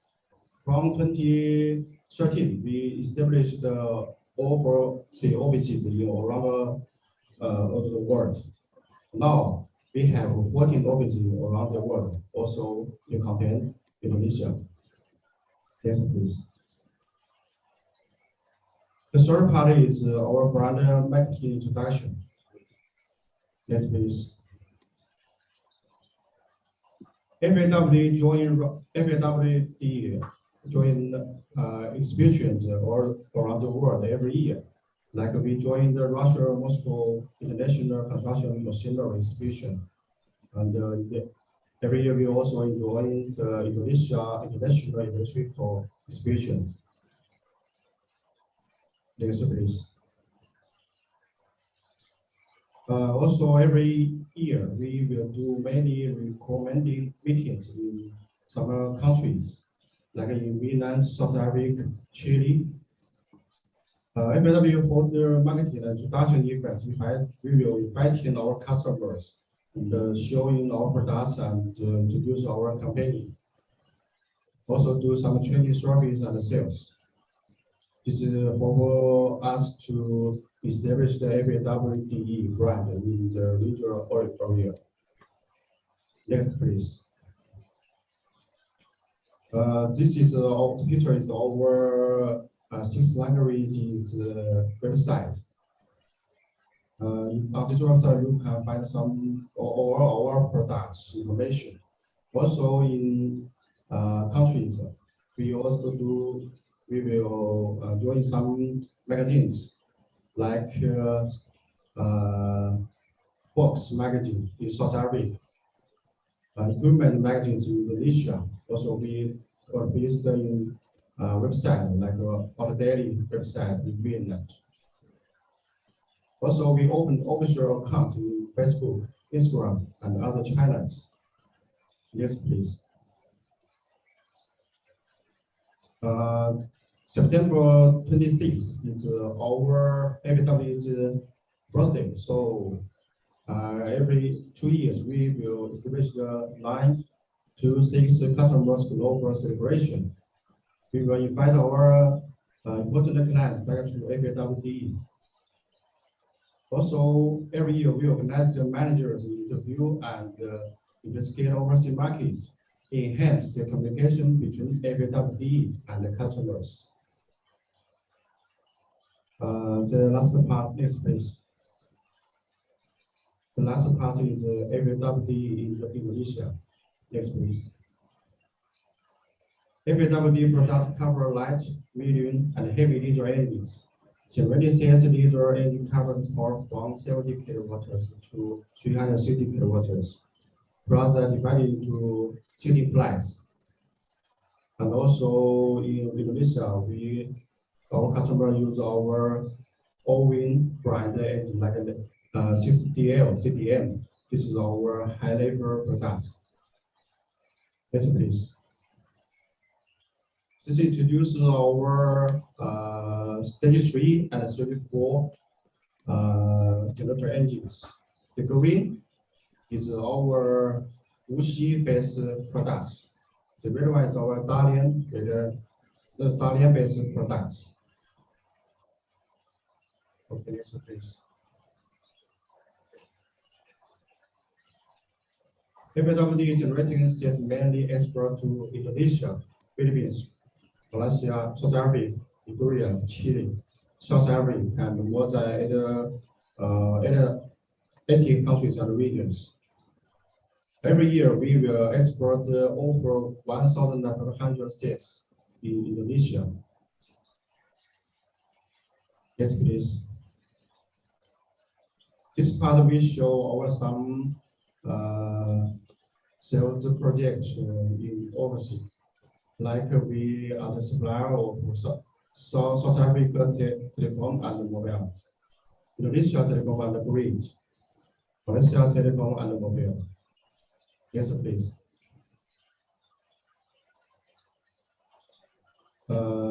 Petrol spelling and mineral exploitation in Middle East. Burma urban power supply. Yes, please. The last is some projects in China.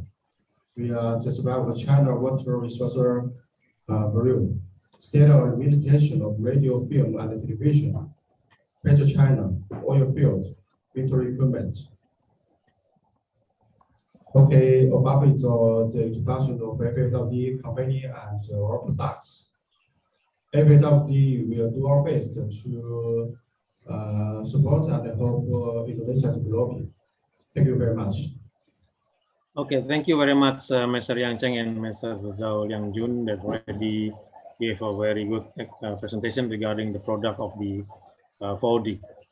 Now let us go to the question and answer.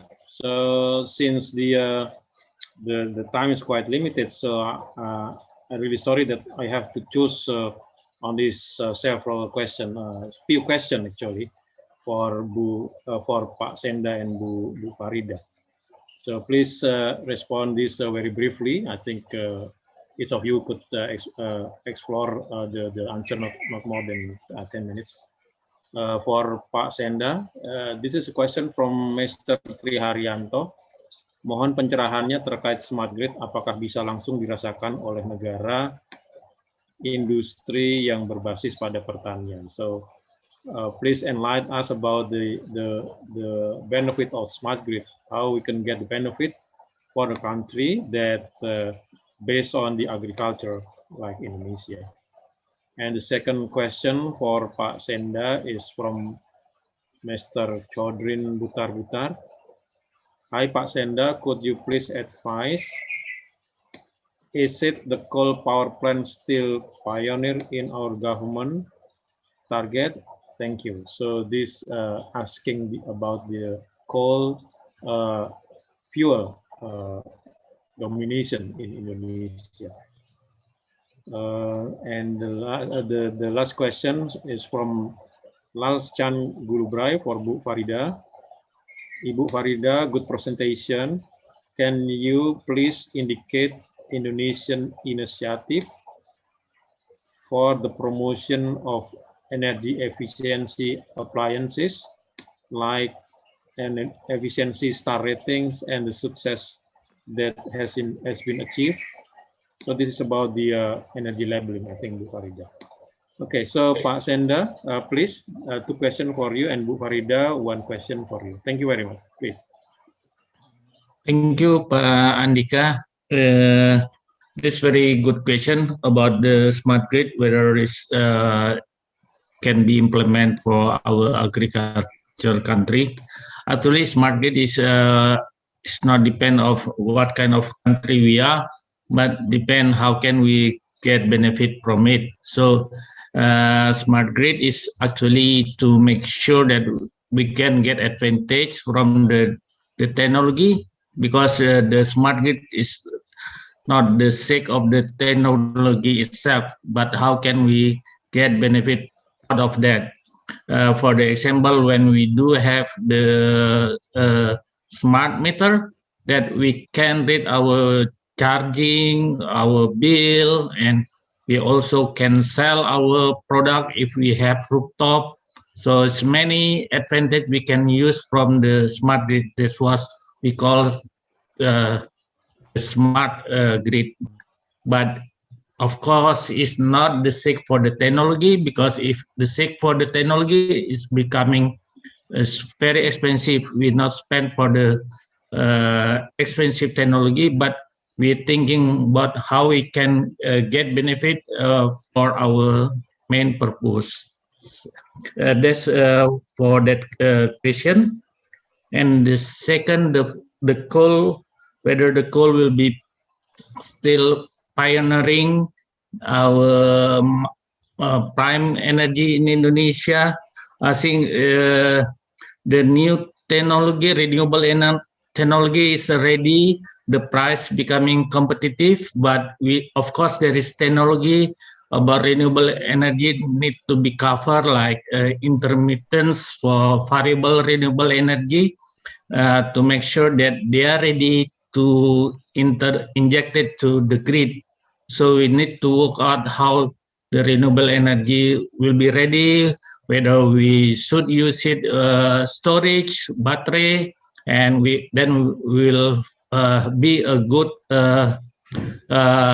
system in the grid. But the coal itself, we already too much at the moment, because coal is our main source of energy. But actually, we can make coal more clean because we already have at the moment. There's new technology available for us. We call carbon capture storage, that we can capture the CO2 from the coal, and after that we can storage the CO2. We inject to depleted oil field around us, so it also can produce more oil and gas. So it can bring benefit to us. Besides, we get clean energy from coal. We also can manage to get more benefit from that. So it's specific for Indonesia, because we need to be smart instead of just hate what we have. I think at this for a moment, Pak Andhika, thank you. All right, thank you very much. Excellent response, Pak Senda. I believe this already fulfilled the question. Bu Farida, your turn. Yeah, thank you, Pak. So actually there are two standard and labeling that have been issued by MEMR, namely CFR. I'm sure everybody will get the surprise. Why you still have a CFR and you do the standardize of the CFL?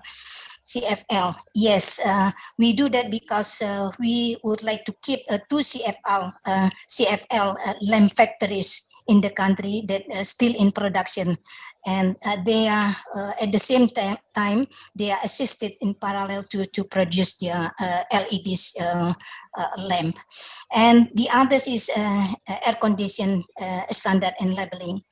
And currently in the process, the process already in the Ministry of Law and Human Rights is the standard for a fan, RC, refrigerators, iron, television, dispenser, water pump, blender, washing machine, and they are all of the concept, all of the standard and labeling is mandatory.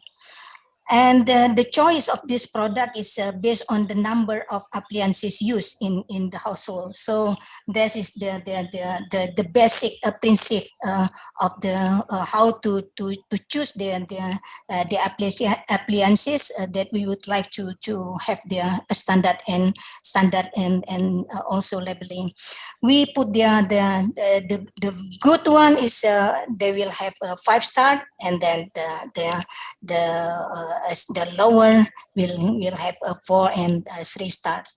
So to that we have also support by the laboratorium, but we still have a lack of laboratorium operated in the country. So this is one of the challenge for us to boost their labeling and a standard for the appliances. And we should keep in mind that there are so many imported appliances come into the country, and this is also one of the challenge for us, how to keep our national product, and they can still compete with the product from comes from abroad. I hope that my answer can fill your question. Thank you, Pak Andhika. Well, I believe it's excellent answer. I know that you are expert in this area, so I believe this will fulfill the question that raised by our audience. Well, thank you very much, Ibu Farida, Pak Senda, and also all friends from FAWDE. I believe that there are still questions, but the time is limiting us for discussing more. But we have taken a lot of information and knowledge from all the distinguished presenters and also speak person. And I believe this will give our audience knowledge and information, valuable knowledge and information. By this, I should close the session of discussion and give back to the MC. Thank you very much. Very good afternoon. Keep healthy. And wassalamualaikum warahmatullahi wabarakatuh. Waalaikumsalam. Thank you, Pak Andhika. Terima kasih, Bu Farida. Terima kasih, Pak Senda. Terima kasih, Pak Andhika. Thank you to Mr. Andhika for guiding this Energy Talk webinar today, powered by FAWDE Engine or FAWDE. Thank you to Mr. and Mr. Widiono for taking the time today. Also, the speakers, Mr. Senda Humuzan Kanam, Mrs. Farida Z, and from our sponsor today, Mr. Chen and Mr. Zhao Liangjun, who gave an extraordinary presentation to all of us. Visit Electric and Power Indonesia 17 till 20 November 2021 at G-Expo Kemayoran. Connect with ASEAN largest electric and power gathering, meet with decision makers and key trade buyers on the floor. In 2019, the show was visited by over than 15,000 trade attendees, all looking for the best solution for their business. This year, Electric and Power Indonesia will be presented in a hybrid format, which provides opportunities for exhibitors to engage with their on-site live event buyers, as well as generate new business leads through the online virtual show. It allows exhibitors who are unable to travel to still participate in the live exhibition and at the same time connect with their buyers digitally. Contact our team to get the hybrid offering. Ladies and gentlemen, it's time for me to close today's webinar. Before we close the webinar, we will have a quick polling. Please choose what is the best answer. The question is on your screen now. Which topic do you prefer for the next Energy Talk? Total power solution, captive market, or the data utilization?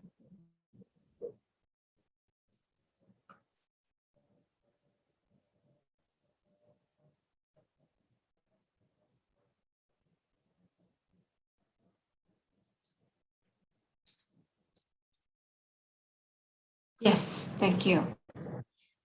Okay, for those of you who want to rewatch the webinar, we will send webinar materials and recordings to your email. I am Anissa Pamerindo and PJCI asked for leave. Thank you for your time and have a great day. See you in the next Energy Talk 11 series, part of ASEAN Energy and Utilities Digital Week. Sampai jumpa. Wassalamualaikum warahmatullahi wabarakatuh. Wassalamualaikum warahmatullahi wabarakatuh. Pak Edi, terima kasih Pak Edi waktunya juga kesempatannya. Bu Farida, Pak Senda, salam sehat semuanya. Terima kasih Pak Andhika.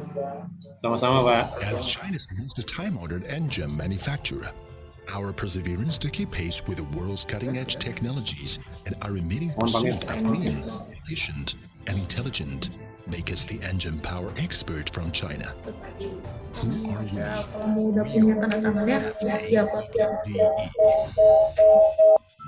We have created 3 brands: All-Win, Power-Win, King-Win.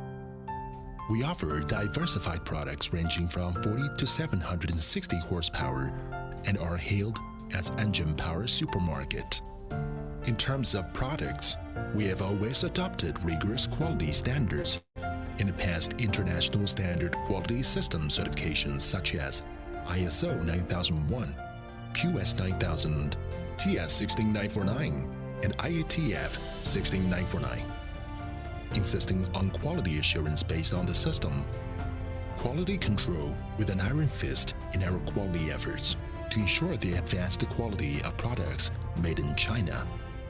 At the frontier of global technological innovation, we also cooperate with global leading companies and scientific research institutes such as AVL, FEV, and Ricardo. As a trusted partner of famous companies such as Jifeng, Dongfeng, Jack, XCMG, Photon, Hallmarks, SDLG, and Heli, our engine is their first choice. Our 11 liters and 13 liters products are market leaders in China. As to generators set field with a power range of 12 to 270 kWe, our adapter can satisfy the need for different power ranges, and global inventory reaches up to 100,000 sets. We provide services to Telecom South Africa and Mobile, Telecom Indonesia, and State Grid, Telecom Malaysia and Mobile, the Ministry of Water Resources of PRC and CNPC in such fields as oil field, war industry, hydraulic engineering, telecommunications, and infrastructure. In terms of manufacturing technology, we apply the most advanced AC power measurement technology, ground source heat pump composite system, and code test technology to ensure the minimum energy consumption at the factory.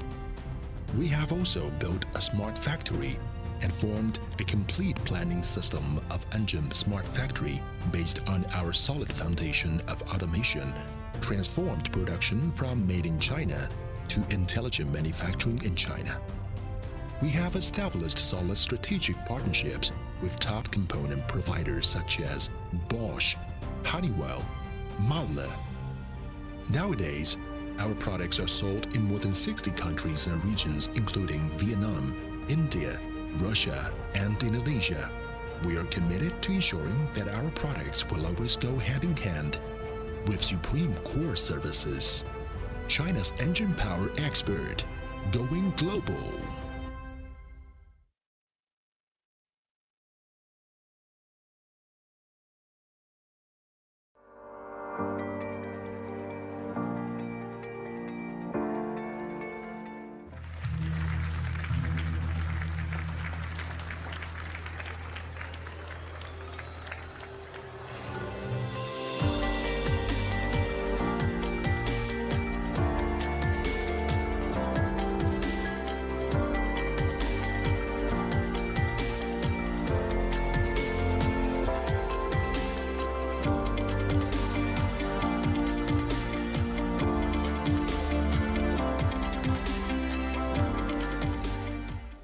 Audiens yang hadir tadi banyak bertanya dan punya interest yang tinggi mengenai kelistrikan untuk kepulauan, dan memang mereka pengen tahu sebenarnya di mana batu sandungnya mengapa listrik kepulauan belum bisa berkembang secara sempurna di Indonesia. Sini kan banyak pertemuan konsultan mechanical electrical, jadinya pertemuannya di sini sih lebih dominan, lebih ke ketemu dari sisi-sisi konsultan sama lihat dari tim-tim yang biasa berperang di proyek sih, lebih ke situ sih sebenarnya.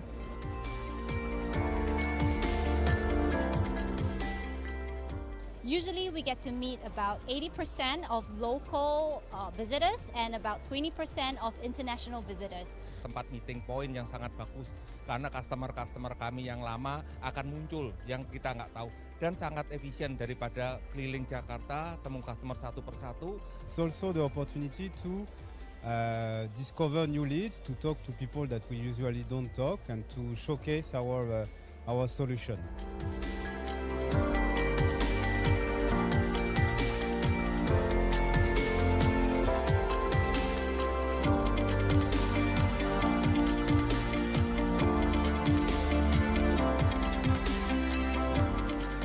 Kemudian mungkin di masa depan bisa saya gunakan sebagai alternatif dari komponen-komponen yang selama ini saya gunakan. Jadi biar komponennya nggak itu mulu kali ya.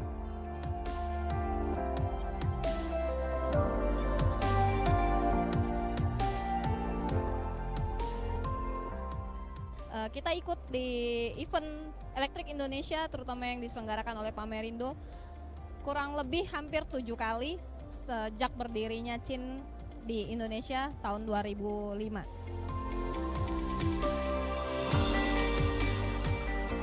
Sebenarnya agak menyesal sih kenapa nggak dari tanggal 11, karena emang seru dan dapat banyak vendor baru yang mungkin nanti bakal bisa lebih kompetitif dengan vendor yang selama ini kita gunakan. Banyak sekali informasi dan teknologi yang sangat pesat sekali yang membuat saya wow gitu kan, dan luar biasa sekali. Dan banyak produk-produk yang lain yang kita bisa tahu 2 tahun lalu nggak muncul, sekarang muncul apa aja, dan kita bisa lihat kompetitor perkembangannya, produk-produk kita yang dulu Schneider nggak ada, sekarang sudah ada.